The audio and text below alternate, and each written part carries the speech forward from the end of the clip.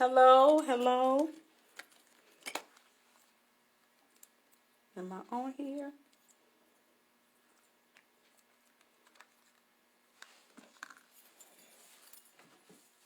Let's see. Nobody's in the clubhouse room yet. Good evening, good evening. I am Theresa White.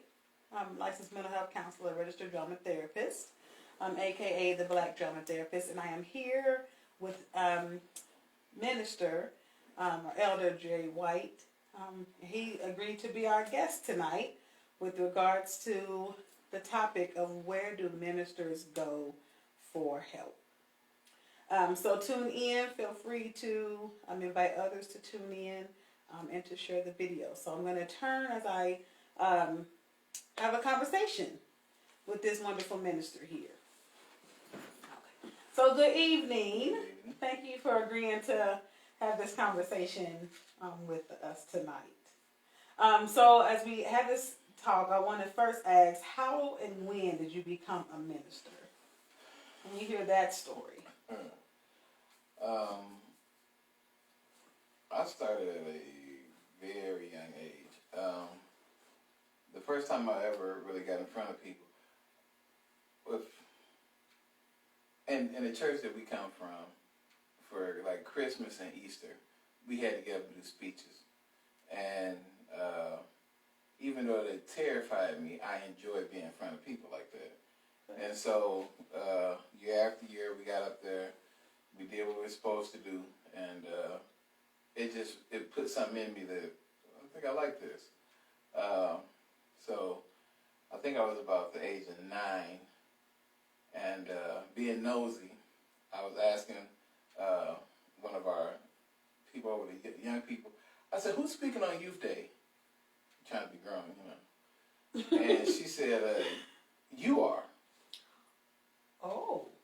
And I could barely read. You know what I'm saying? And so I was just like, "What?" And she said, "Yeah, you are. Get your scripture together, and I'm putting you up there on Youth Day." Blew me out the water. So. And how old were you? I think I was about 9. Okay. And so I'm up there just fidgeting and trying to, get my words together. I remember I reading something out of Psalm. I don't know what it meant. I just was up there scared, but I did it. Sat down, got down with it. But it was like, for some reason, I feel like that's where I was supposed to be. So fast forward a couple years, I think it was about 11, and my pastor gave me an opportunity to get up there again. And if anybody know me, they know my story where I got up and I cried and I cried and I cried. Every time I would get up, I cried. From 11 to 16, I cried. I just cried every time. And so finally at the age of 16, the one time I was getting ready to speak, and they knew I was speaking, they put a box of tissue up there before I got up there. Should we hand you one today? No, I'm good. And when I saw that tissue, that did something to me. I said, I ain't crying no more. But, and I stopped crying at that point. But it was over those years that I developed the love to do ministry. And so, in my teen years, that's where my love of ministry developed. So you became a minister in a teens? In Did my they say, teens. "Hey, we're going to make you a minister"? Well, I didn't officially get my license until I think it was 1998. Okay. And then I didn't get my ordination until 2000. So I was high school, starting in college when I finally got my license and ordination certificate. So you would have been how old? What's that, 98? 20. Is that too far back? No, about 20 years old when I got my license, and 22 when I got ordained. Wow. Okay, so you've been a minister for some time. It's a little while. Okay. Can you give me your definition of what a minister is? A minister is someone that gives you, or in our line, the gospel of Jesus Christ. They tell you a better way of life, a better way of living. Okay. Living being Christ-like. Just someone that gives hope. Okay. Well, couldn't someone just read the Bible and get the gospel of Jesus Christ? Why do people need ministers? Ministers, I believe, are those that hear from God and are given a word from God to give to the people. Now, anybody, they could read it, but everybody can't expound on it the way. Everybody doesn't have the gift to expound on it the way God would give the ministers. It's like you get backstage passes that other people don't have, and you be able to tell people things that. Now, everybody was at the concert, but everybody didn't get backstage. And so, that we can go back and tell you, okay, let me tell you a little more than what you saw at the concert. So you have VIP access to the Lord? But, at times. Sometimes you don't? No, but I just, a little more in depth. I like that analogy, that you have VIP access to God. So with that, when you say people are getting information about how to have a better way of life, for you in your life as a minister, does that mean that you have never had any problems, any struggles, because you have this VIP access to God, and you don't, It costs to get VIP access. Anytime you get more access to, if you to go behind the set of the concert, that costs more than the regular seats.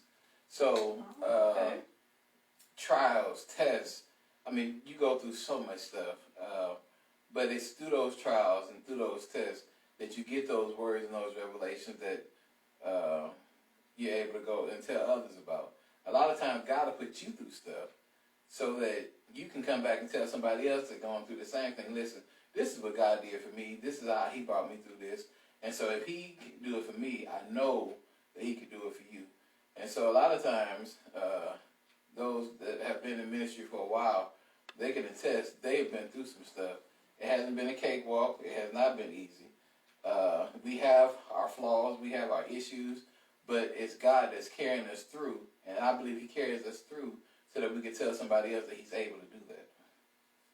Okay. So in those moments that you're going through, well, and before I ask that question, because the topic, of course, is where the ministers go for help. So if you are, you have this VIP access, and you have, direct access to God, why do you have to go through struggles? Wouldn't, I know you have to pay for the VIP access, but once you're back there, then wouldn't that, make everything good? Well, you know what? No. If we were to stay back there, that's called heaven. Okay. You know what I'm saying? We don't stay back there. You don't stay back there during the concert. You get back there for a while. You get the information. You go back out. Okay. And then you come back. You know what I'm saying? But you don't stay there. And because you don't stay there, that means you have to. You deal with stuff. You everyday life. You deal with this stuff called flesh. This dirt, and it's constantly fighting you. Your flesh does not want to do what God wants it to do. It don't want to pray. It don't want to fast. It don't want to read. It don't want to do none of that. And so it's a constant fight between your spirit and your flesh of what you should do, what you just shouldn't do, what you should say, what you shouldn't say. I want to pop them in the mouth. Nope, I can't do that because it's not. It's a constant. As long as we're in this flesh, it's always a fight. It would never be a cakewalk. It would never. As long as we're in this flesh, it won't be. It's not until we get to see Jesus face to face, then it's all over. But until then, it's a fight. But it's that keeps us going after God. Because if it was cake, we wouldn't go after him. But because it's not cake, it compels us to go after him harder. I mean, and that's wonderful. That sounds great. So you get to go back to VIP every so often, come out, talk to people, but then problems happen, you go back to VIP and kind of have that relationship with God and people. Okay, am I hearing that right? Something, yeah, I can say yeah. Okay, so then when you're out, with people, I mean, what kind of struggles do ministers go through? Every struggle that everybody else go through.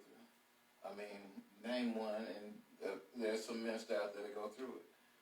Okay, so people that I see deal with depression, anxiety, trauma, addictions, parenting issues. So ministers go through All addictions? All of them. Every last one is something, like I said, there is a minister that's going through abuse, there's a minister that's dealing with alcohol, there's a minister that's dealing with lust, there's dealing with hurt. But they're dealing with that so that they can tell somebody else how to deal with it. Because how am I going to tell you how to drive a stick shift? I ain't never drove one. Okay. It's hard to do. I can tell you what I think. I can tell you what I've seen, but I can't tell you how to do it because I've never done it.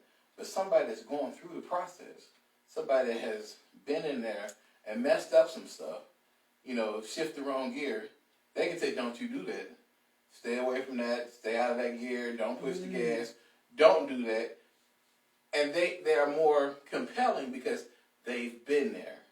And so I believe that God allows things to happen in our lives and situations to happen so that we can go back and tell other people that's not the way to do it. So, I mean, yeah. Okay, so again, having this VIP act, because you got this connection to this knowledge and wisdom that on how to deal with these things in life. So does that mean your struggles are less or not as bad as other people's because you have a way of getting to this knowledge that you can get out of it? No, I think in some ways it may be more intense because you got an enemy that don't want you to get back there. You got an enemy that don't want you to tell others how to get out. You have an enemy that wants to take you out. So not only are you trying to fight to help others, you fighting for your own life. So that's twofold. Some people just fight for themselves, but you got some people fighting not only for themselves but for other people. And so I think I'm not saying that to diminish what other people go through, but for ministers and preachers of the gospel, I think it's even more intense. Plus, you have people that put you on this pedestal. They see you. They think, you're supposed to be this perfect individual, forgetting that you are a human. And because they put you up on this pedestal, if you mess up, if anything happens, now you got them talking about you. You got your own personal self. You got this conviction that you feel like you failed God because, all this stuff has happened. Then you got people out there talking. And so it's just like all these different things are coming against you. And it's just like, oh my gosh. And those are the things that drive you to your knees and be like, God, I can't do this without you. I would lose it without you. And so, So is God the only place that ministers go, or is that where ministers go to for help? Because the question of the hour is, where do ministers go for help? God is the primary source. And because, he just is. He's the primary source. But I also believe that you need just in my opinion, you need a circle of friends. In the Bible, there's a story about a man that was paralyzed, and Jesus was in town. He was in the house, and because Jesus was in the house, everybody was in there with him, and there was no way to get this paralyzed man in there. And so his friends, there was 4 of them, they said, well, we got to get him to Jesus. So 2 of them climbed up on the roof. 2 of them stayed on the ground. They took their friend, lifted them up above their head, got them connected to the ones that was above them. They pulled them up. They ripped the roof off. They lowered the man down to where Jesus was. Jesus did what he had to do with the man. The man was healed. But I tell people that story because I believe you need friends that are willing to help you when you can't help yourself. You need some friends, and I tell people, you need friends that are going to push you up, push you to levels that you've never been to. And then you need friends that are above your level, that are willing to pull you to where they are. You know, if everybody's on your level, you're not really doing nothing. Mm-hmm. But you need somebody that's going to challenge you, that's going to help you to become a better you, to become a better person. In ministry, you need people, you need mentors. You need spiritual mentors, people that you can talk to about, you know, the things that are going on. Thank God for the older generation that some can go and talk to and just, you know, lay it out there. This is what's going on. I don't understand this. I've never seen this. And those older ones, you know, some of them call them generals. They can come and tell you, okay, son, this is what's going on. This is what happened. You know, don't do this. Don't fall for that. Don't go over there. You know, I believe that we all need those type of individuals that you can talk to. You need somebody that you can be accountable to. That if you do mess up, that you can listen. Look, I have messed up. I need you to pray for me. I need you. You know, I need help. You know, and there'll be somebody that's not gonna sit there and point their finger. You should be ashamed of yourself. Why would you do something like that? That's not what I need right now. I need somebody that's going to help me to get out of what I'm in. Right now, my mind ain't right. My heart is messed up. I need somebody to, the first of all, that I can confide in. Somebody I can talk to. And I think the issue with a lot of ministers, they haven't found that because they are trying to be the big I, and they don't realize that you're not the big I. You know, you're just part of the puzzle. You're not the puzzle. What does that mean, the big I? What does that mean? You know, everything comes to them. It's all about them. It's like, no, God is the one. You're part of that puzzle. You're not it. You know, okay. And sometimes you get that mentality because you get all these people that's coming to you. They give you this title, they give you this paper and all this other stuff. And you, oh yeah, and so yeah, now that I'm all this, you know, now I got all these people that depend on me, all these people that I got to make sure I take care of, and what you do is, honestly, you begin to lose yourself. Well, you're taking care of all these other people? While you're trying to take care of everybody else, you don't take care of you. And then you find yourself issues springing up, and you're like, I can't deal with that right now. But that's a you thing. But right now, I can't deal with that. I'll deal with that later. But isn't, like, when I think about, as you get the definition of a minister, isn't a minister supposed to be helping other people? Like, they're supposed to be selfless and giving of themselves. And they are, but you're not supposed to be so selfless that you don't do something with yourself. Because what good are you to somebody else if you broke up yourself? That's like, you know, a pitcher. You can pour Kool-Aid all you want, but once the Kool-Aid is gone, what do you have? You have to make sure you stay full. You got to stay hydrated. And so that means you got to pull away at times to get what you need to get so that then you can come back and pour. But if you constantly trying to pour, you're going to be empty. And you know what? They're going to find somewhere else to get those fluids that you had. You know what I'm saying? So, you got to take time to pull away and allow the Lord to pour back into you. And not always so much for everybody else, but just for you. Get what you need. And if you can get what you need, everybody else will get what they need. So, okay, so her, you know, with regards to, we know the VIP access to God, so you can get what you need. But then there's also this circle of friends. So, do you think it's hard for ministers to find these friends because they have this I mentality? I think so. I think you have those that think that, and it's sad, but you have people, you think people are out to get you. Especially if you have a thriving ministry, you got people that want what you have. And so, if they could some kind of way, you know, say something that will mess you up or have somebody to come and follow them, you know, they try. I mean, it's sad, but in some ways you have cutthroats out there. It's just trying to get what you got. They don't want to do the work that you did. They just want what you got. They want the image of, but they don't want to do the work of. And so So paying that cost, as you talked right, about. they don't want to do that. You know, Gotcha. it took work, it took praying, it took fasting, it took all that to get this. And people sometimes they want the quick fix. I'm like, there's no quick fix to this. If you really gonna do this, you gonna do it right. You got to work for this. It took work to get where I am. It took it's a lot of stuff that goes along with this. And then when you get those quick fixes, they don't last long because when the pressure hit them, they don't know what it took to build up. It's like a workout. It takes a while to get to a certain weight. You go out there if you want to and try to go and lift these heavy weights. No. You have to go through the process. Mm-hmm. And if you don't go through the process, you will blow yourself out. You'll injure yourself.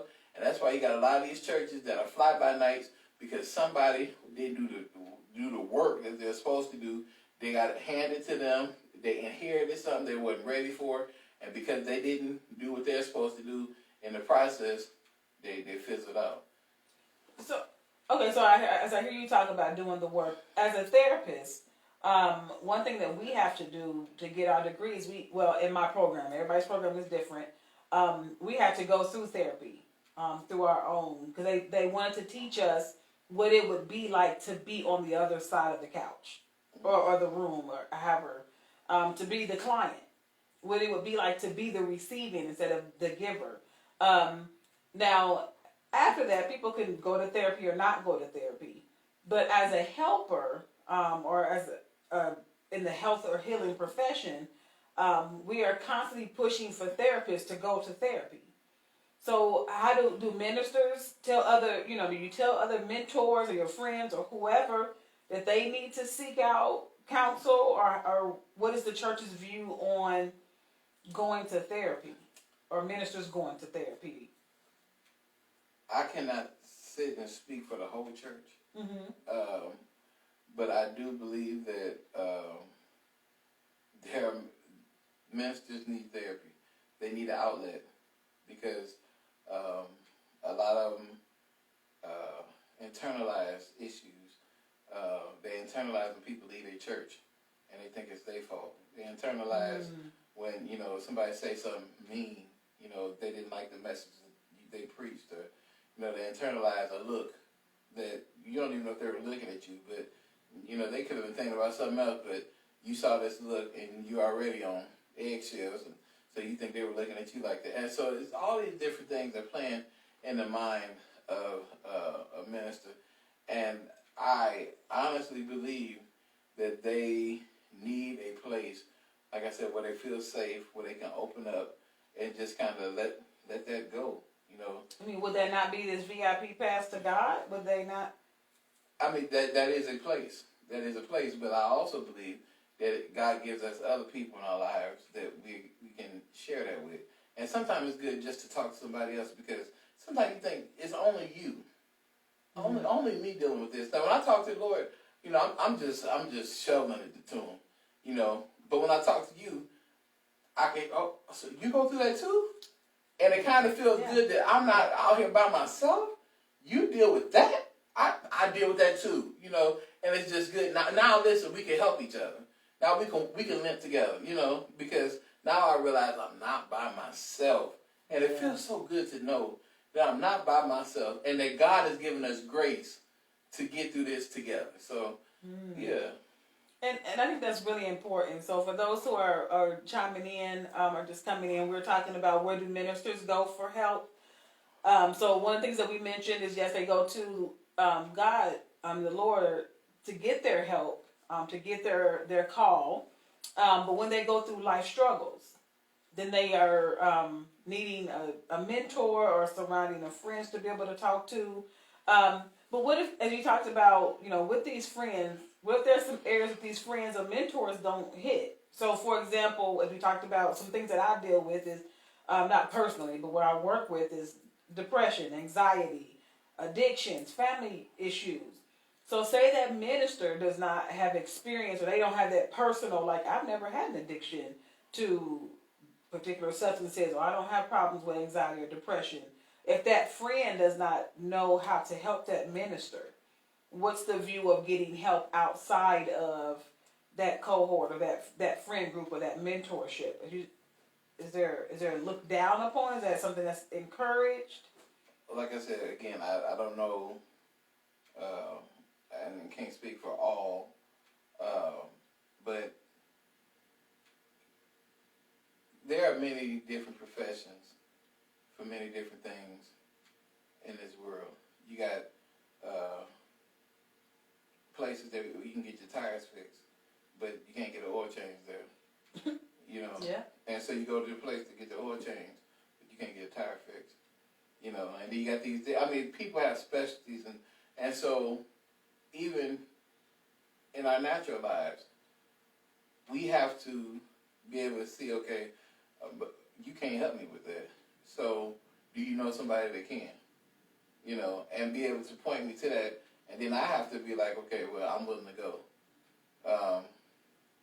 And you know, sometimes that's the downfall because I don't want everybody knowing my. You know, I'm thinking I don't want everybody knowing my business. Mm-hmm. You know, I don't need this out about me. I feel ashamed that I even deal with this. I should be way better than this. And what they do is they forget that, again, you're in this stuff called flesh. You're human. You have your struggles. You have your fall. If we read the Bible, how many, and, you know, I talk about, how many of them had issues? How many of them? Who's them? The characters in the Bible, people in the Bible. Yeah. Especially the ones that God used. They had all kind of issues. You know, and we can name so many of them. They had issues, but yet still God used them. And He's still using them because we're reading the stories and we're like, oh, wow. And God did that for them. And so if God did that for them, He's doing that for me. And so the same way He did in the Bible, He's using your story, using your life as a book for somebody else that is going to come through later and read and say, oh, they dealt with that? And I've been dealing with this too. And they got through that, and I can get through it too. So I believe it's all part of God's plan to get us to where He wants us to be. But like I said, going to that place of specialty to help you with, if it's depression, if it's anxiety, whatever. If your friends can't help you, if they're really friends, they're gonna try to show you to where you can't get the help that they can't supply you with. Like I said, you had the two that was on the ground, but they couldn't do nothing with the roof. You had the two on the roof, they couldn't do nothing with the ground. But when they all worked together, they got them to. And look, even after that, they had to lower him and leave him alone to get him to where Jesus was. Yeah. You know, He was the one that was going to do the healing. So they had to put some extra effort in. But when you really want your friend helped, healed, or made whole, then you're going to do what's necessary to see that happens.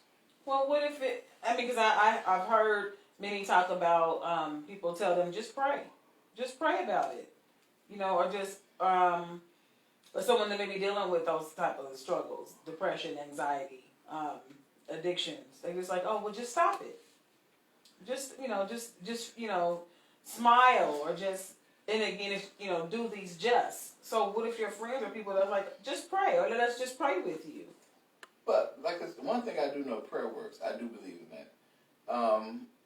But a lot of times people that just say that, I believe, they mask stuff. That's just kind of the sweeping under the carpet. You know, just go. Just give it to the Lord and leave it there. Sounds good, but every time I look in the mirror, I see this person. Mm-hmm. Mm-hmm. You know. Yes. Every time I go outside, every time this person is still there, and it's just like I still feel depressed. I still feel down, and I'm not. It's not to say that God is not going to do something with that, but how about maybe God want to use somebody that He's equipped, with this knowledge to help you get. Why did we go to the doctor? Because they have the knowledge. They was equipped with this knowledge to help you. So we do it for physical ailments, but we want to do it for mental ailments. You know what I'm saying? So if these people are out here and they're qualified to do the job, I say let them do it. Okay. I do want to, and I know I'm being respectful of people's time. I do want to ask, or kind of make a statement that I've read, that the church does not support organizations or programs such as AA, NA, you know, therapy in some cases. And so, with that, is there things that the church are offering? Because I hear the issue of people saying, I'm not sure what church doesn't or does support these programs, but yet the church is not offering these programs. So if people are saying in this particular um, quote, if you can't get healing from the body of Christ, where can you get it from? I would love to hear your thoughts on that. Like I said, I believe God has a way of doing it.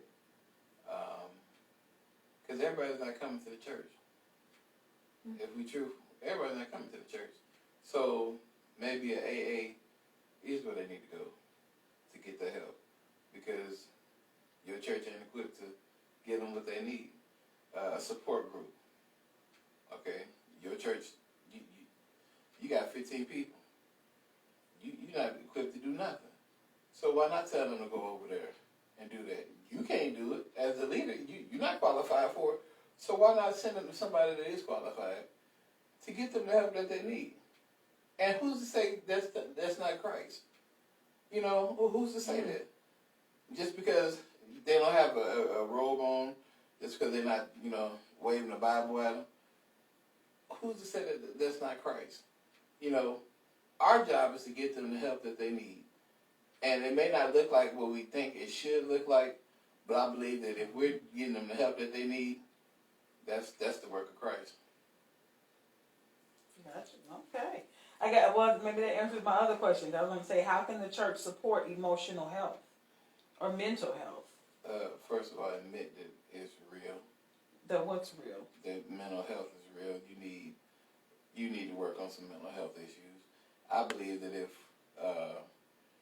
some of our older, and I say older, I'm not talking now those that have passed on, would have dealt with some of the issues, mental issues, how much further the church would be now. Mm-hmm. But you have people sweeping stuff under the rug. Oh, that's just them. That's just the way they are. You had people that was depressed, people that was hurt, people that was confused, but they didn't know what to do. You know, that's the devil. It was a mental issue that people didn't know what to do. And who could I go talk to about this? Because I'm Bishop so-and-so. I'm Elder so-and-so. I'm Evangelist so-and-so. And I can't have no issues. I can't have no problem because I got to go run a 12-week revival. You know, I got, no. And there were public successes and private failures. Oh, wow.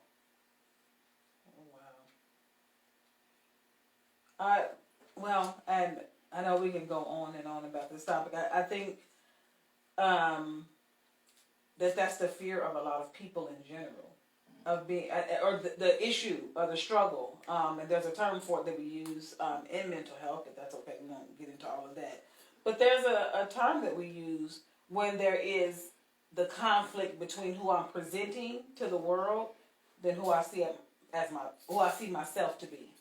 You know, so I definitely can agree with that public success, and I'm got things great, but on the inside or in my own time, I'm a failure to myself, or I'm a failure because I can't juggle all these things or all these people while I'm neglecting myself. So I definitely agree that the issues need to be admitted. Is there anything that we can do to push that or to build that awareness, or to be able to help the church to see that we're available or that I need? When you say we I'm saying we as the mental health or the health community. As you said, people will go to the hospitals, or some people will go to the hospitals or go to doctors, but they won't admit that they have these private emotional or mental issues going on. I just think that that stigma needs to go away, that those that go to a therapist are crazy, you're loony. You know, that stigma hasn't went away. You know, and you say, oh, what's wrong with them? They get help. You know what I'm saying? They doing something that you should be doing. You know, and so all I can say is just be there. You know, be open. Be there for the, you know, when they come, and you know, let them know it's okay to not be okay. It's okay to have this moment, you know, because you're not always gonna be here. This is a moment, you know, and have your moment. If you need to shake, shake. If you need to cry, cry. Whatever you need to do, have your moment, you know, and grow from this moment, and know that you don't have to ever come back here again, you know, but have your moment. The issue is a lot of people are not allowed to have their moment because they're trying to be Mr. or Mrs. Strong for everybody. No, you need a moment. You need to have your moment. You need to cry. You need to holler. You need to yell. Do it. Have it. But then grow from it. And I think, you know, when you go to the therapist, when you go to God, however, you know, I believe in both areas, you get the help that you need. And like I said, you grow from it. So admit it, do it, and grow from it. Gotcha. Okay. Well, we have had Minister Jay White here. We're so glad that you have joined in the conversation. Thank you for your time. I appreciate the insight that you have given, and hope we have many more conversations just like this. Any final words before we end tonight? When God changes you, keep the change. I agree. And when you get the work done in therapy, keep it. All right. Well, thank you so much. Thank you guys for watching, and we will be back on next week. Have a good night.